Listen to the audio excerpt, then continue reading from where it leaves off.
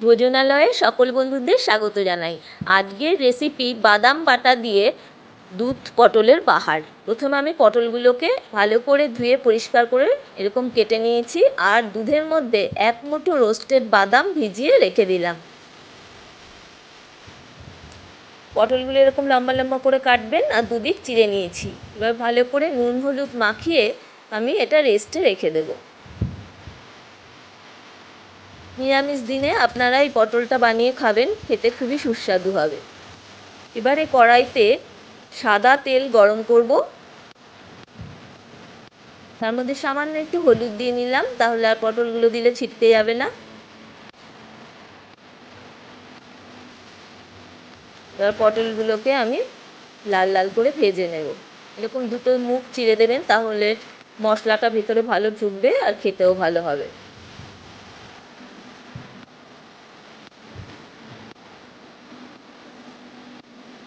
একটু ঢাকা দিয়ে ভাজবো, তাহলে পটলটা একটু নরম হবে।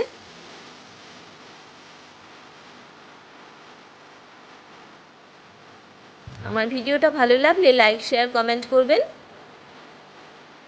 এবারে পটলগুলো উল্টে দেব, দিয়ে লাল লাল করে ভেজে এরকম তুলে নেব।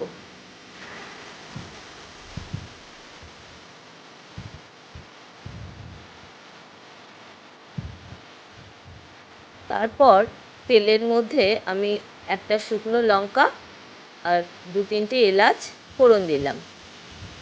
একটু ফোড়নের গন্ধ বেরোলেই দুধের মধ্যে যে বাদামটা আমি বেটে রেখেছিলাম মিক্সিতে, সেটা অল্প অল্প করে দেব। প্রথমে একটু দিলাম, দিয়ে খুব ভালো করে নেড়ে নেব। এটা কিন্তু অনবরত নাড়তে হবে, কারণ যেহেতু দুধ আর বাদাম আছে, না নাড়লে কড়াইতে লেগে যাওয়ার খুব সম্ভাবনা থাকে। এই জন্য ভালো করে নাড়তে হবে। এবার আমি গুঁড়ো মশলাগুলো দিয়ে দেবো, হলুদ গুঁড়ো, লঙ্কা গুঁড়ো আর জিরে ধনের গুঁড়ো দিয়ে আরও একটু বাদাম বাটা দেবো। দিয়ে আবারও ভালো করে নাড়বো। তারপর ভেজে রাখা পটলগুলো এর মধ্যে দিয়ে দিলাম, দিয়ে সমস্ত কিছু একসাথে খুব ভালো করে কষে নেব। তেল ছাড়া পর্যন্ত কষতে হবে। দেখুন আমার তেল ছেড়ে গেছে।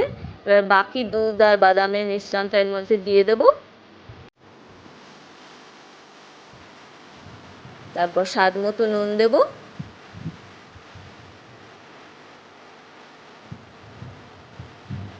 আর একটু চিনি দেব। আপনারা চাইলে চিনি নাও দিতে পারেন, আমি একটু দিলাম, নিরামিষ রান্না যেহেতু। আর কয়েকটা চেরা কাঁচা লঙ্কা দিলাম,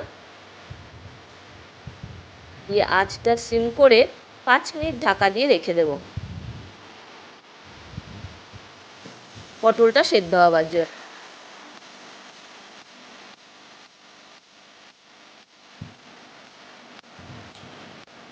এবার আমার পটলটা সেদ্ধ হয়ে গেছে।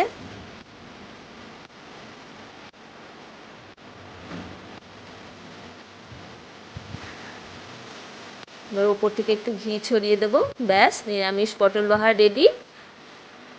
ভিডিওটা ভালো লাগলে চ্যানেলটি সাবস্ক্রাইব করে নেবেন।